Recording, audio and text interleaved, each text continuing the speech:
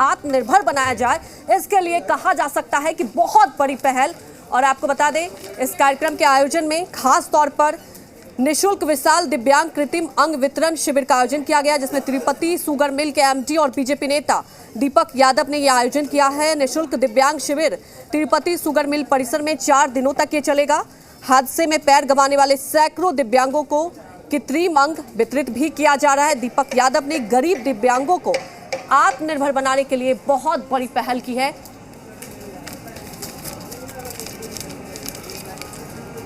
तमाम जानकारी के साथ हमारे संवाददाता बगहा से रुपेंद्र श्रीवास्तव लाइव जुड़ चुके हैं। रुपेंद्र, कहा जा सकता है कि बहुत बड़ी पहल, देखिए दिव्यांगों को के लिए अगर ऐसे कार्यक्रम किए जाएंगे तो कहीं ना कहीं आत्मनिर्भर तो बढ़ेगा ही। देखिए, आत्मनिर्भर की बात करें और दिव्यांगों को ऐसे पहल किए जाए दिव्यांगों के लिए, तो कहीं न कहीं उनके जो आंसू है वो आंसू नहीं निकलेंगे, बल्कि आंसू पोंछने के काम होंगे। उसके साथ एक और काम हुआ है, हम उसको दिखाते हैं। दिव्यांगों को तो पैर लगा ही जा रहे हैं। अब देख लीजिए, ये जब कोरोना काल था, ऑक्सीजन की क्या दिक्कत थी, क्या किल्लत थी। हॉस्पिटल में बेड फुल थे, लोगों को ऑक्सीजन नहीं मिल रहा था, लेकिन 5 ऑक्सीजन कंसंट्रेटर की जो है वो दिया जा रहा है। यहाँ के जो सरकारी अस्पताल है उसको दिया जा रहा है। एक साथ देखिए 2 कार्य किए जा रहे हैं। एक तो दिव्यांगों को पैर लगाए जा रहे हैं, तो दूसरा तो है जो हम कोरोना की तीसरी लहर की बात कर रहे हैं, उसकी तैयारी भी देख लीजिए। उसकी तैयारी के लिए खुद दीपक यादव जो हैं, ये पांचों जो हैं वो बगहा हॉस्पिटल को, सरकारी हॉस्पिटल को दे रहे हैं। दीपक जी, एक तो दिव्यांगों को आंसू आपने और खास रोल आपके पुत्र का रहा, जो एक भारतीय होते हुए भी हमेशा विदेश में रहा, और उसने सोचा ये 5 ऑक्सीजन कितना तरह से देखा जाए लोगों के लिए संजीवनी का काम करें।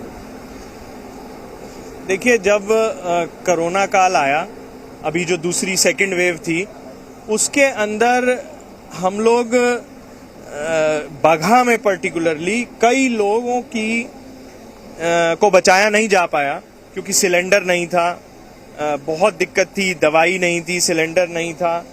सबसे ज़्यादा मुख्य जो लोगों की जो शिकायत आई वो ये थी कि ऑक्सीजन की अवेलेबिलिटी नहीं है। तो ऑक्सीजन 2 तरीके से हम लोगों को पता चला कि सिलेंडर से आता है। सिलेंडर में दिक्कत ये है कि ऑक्सीजन फिलिंग प्लांट चंपारण में उधर जाके मुजफ्फरपुर में है, जो कि यहाँ से लगभग अगर राउंड ट्रिप लगाएं तो पूरा दिन लग जाता है लाने में। तब तक क्या होगा उसका। तो उस टाइम हमें पता चला एक कंसंट्रेटर नाम की टेक्नोलॉजी है, जिसमें कंसंट्रेटर में बिजली लगाइए और वो वातावरण से ऑक्सीजन को कंसंट्रेट करके लगा देता है। तो हमारे मित्र हैं, मैं आपको मिलवाना चाहूँगा, ओपी चौधरी जी, जो अमेरिका से, अभी कैलिफोर्निया से आए हैं। ये उन लोगों में से हैं जिसका आपने जब कोरोना काल हुआ तो आपने बहुत सुना होगा कि जो हमारे NRIs हैं अमेरिका में, दूसरे देशों में, उन लोगों को पता चला कि बहुत दिक्कत है। तो अकेले ओपी चौधरी जी ने लगभग 1 करोड़ रुपए के कंसंट्रेटर अमेरिका में अपने यारों दोस्तों से फंड इकट्ठा करके इंडिया में भेजे, जिसमें जयपुर में, दिल्ली में, जगह जगह से, कजाकिस्तान। हाँ, लेकिन हम बात उस चीज की कर रहे हैं, लोगों को आंसू को आपने पूछा। हम आए देखे कई लोग जो थे, जब उन्हें कृत्रिम पैर लगाया गया, उन लोगों की आंखों से आंसू जो है, खुशी के आंसू निकल गए। चलते हैं हम आगे शिविर में, चलते हैं दीपक यादव जी से और भी बात करेंगे। आप देख सकते हैं तस्वीरों में कि लोगों के जो है पैर है, कृत्रिम पैर जो है वो लगाए जा रहे हैं तस्वीरों में। दीपक जी, जिस तरह आप जब थे तो उस दौरान जो है अपने दिमाग में आपके कब आया कि इन लोगों की सहायता करनी है? चाहे आप अपने बेटे को कैसे कन्विंस कर रहे हैं? देखिए, मेरा इसमें बहुत ज़्यादा योगदान लोग मान रहे हैं, मगर मैं नहीं मानता, क्योंकि क्या है कि जो मेरा बेटा है वो पढ़ रहा है विदेश में, और उसके जो सब शिक्षक हैं उन्होंने, और वो अपने स्कूल को टॉप करता है, वो अपने स्कूल का स्कॉलर है, टॉपर है, और पढ़ाई में और हर तरीके की एक्स्ट्रा करिकुलर में बहुत आगे है। मगर उसके शिक्षकों ने उससे, अब उसका फाइनल ईयर चल रहा है स्कूल का, तो उसके शिक्षकों ने पूछा कि भाई आप सब कुछ बहुत बढ़िया है, मगर आप लोग क्या समाज सेवा का क्या काम कर रहे हो? तो उसने उसको एक अलग तरीके का प्रश्न उसने अपने आप से पूछा कि भाई ये किस तरीके का सवाल मेरे टीचर ने मेरे से किया है कि मेरे में कोई कमी है। तो उसने इसके बारे में अध्ययन किया कि चैरिटी, फंड रेजिंग, समाज सेवा क्या होती है। तो उसने उसके अंदर पिछले 1 साल से, मेरे मित्र जो ओपी चौधरी जी हैं, जो जयपुर फुट के अमेरिका के एडवाइज़र हैं, वो हमारे फैमिली फ्रेंड हैं, और उनसे उसकी बात होती रहती थी। तो उसने देखा कि जयपुर फुट बहुत अच्छा काम कर रहा है और मेरे को भी कुछ ना कुछ इसमें योगदान देना चाहिए। तो वो योगदान देने के लिए वो जयपुर भी गया, उसने जयपुर फुट के कैंप भी देखे, उसने ऑनलाइन भी सर्वे किया और सब कुछ किया। तो उसने एक फंड रेजिंग करी अपने दोस्तों के साथ मिलके, और उनके दोस्तों के जो दूसरे परिवार वाले हैं, सब तरीके टीचर वगैरह सबसे फंड रेज करके लगभग उसने 17 लाख रुपए इकट्ठे किए कि मैं एक जयपुर फुट का कैंप ऑर्गेनाइज करूंगा जहां पे आज तक नहीं हुआ है। तो उसने, मेरा योगदान सिर्फ इतना है, उसको प्रोत्साहन ये देना कि भाई आप ये कैंप चंपारण जैसी जरूरतमंद वाली जगह पे लगाइए जहां पे आज तक लोगों को पता ही नहीं है कि ऐसा काम भी दुनिया में होता है। तो जो आंसू आपने देखे वो थे कि यहाँ के लोगों ने कभी जाना ही नहीं कि इस तरीके की टांग लग सकती है। तो इसमें सबसे ज्यादा मैं कहूँगा 90% उसका कंट्रीब्यूशन है, और मेरा कंट्रीब्यूशन सिर्फ इतना है कि मैं उसको ये बोला कि चंपारण में आप इसको करिए।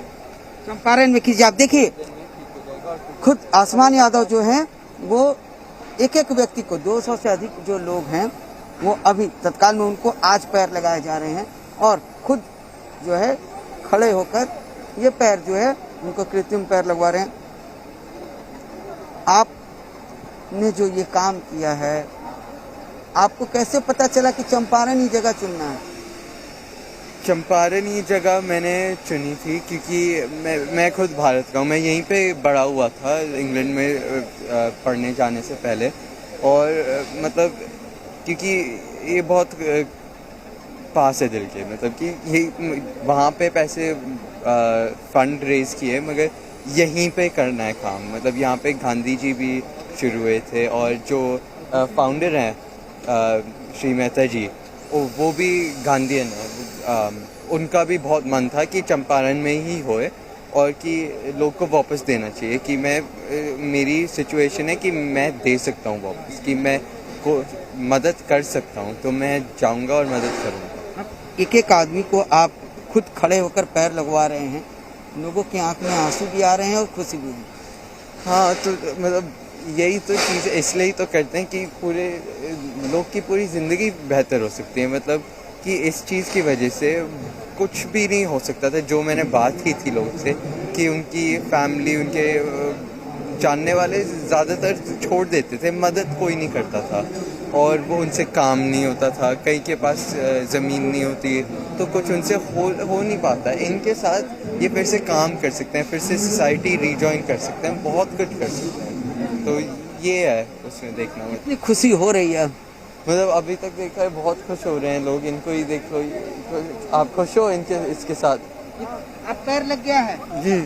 पहले कैसा था माहौल? अब अच्छा है। अब पहले लोग तो आपको छोड़ के चले जाते थे, अब तो आप खुद चले जाइएगा। और चल जाएंगे आप, और ठीक हो जाएगा, धीरे धीरे चलने लगेंगे जी।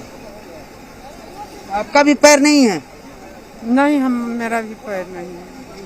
अब पैर लग जाएगा तो फिर चल पाइए? जी, बहुत खुशी से चल पाएंगे। सब कार्य मैं 2-3 किलोमीटर चल देते हैं पैर लगाए हुए पैर, कोई दिक्कत नहीं। पहले दिक्कत होता था, पहले पैर नहीं था? पहले बहुत दिक्कत था। एक ऐसे व्यक्ति हैं, हम लगातार दिखा रहे हैं, जिनको दोनों जी रुपेंद्र, बिल्कुल आप देख रहे हैं कि लोगों के लिए कितना मतलब ये अच्छा सा शिविर आयोजन किया जा रहा है और 4 दिनों का ये शिविर है। आगे भी आपसे इस खबर पर पूरी जानकारी लेंगे कि देखिए जिस तरह से अगर ऐसे आयोजन किए जाते हैं तो वाकई कहा जा सकता है कि दिव्यांगों के लिए जो आत्मविश्वास मनोबल को बढ़ाने की बात कही जाती है, अगर ऐसे शिविर का आयोजन किया जाएगा तो कहीं ना कहीं उनके लिए बहुत ज्यादा फायदेमंद रहेगा। हमारे साथ जुड़ने के लिए आपका शुक्रिया। वहीं रुकेंगे एक छोटे से ब्रेक के लिए। ब्रेक के बाद आकर आपको बताएंगे 3 मिनट में देश और प्रदेश की तमाम खबरें।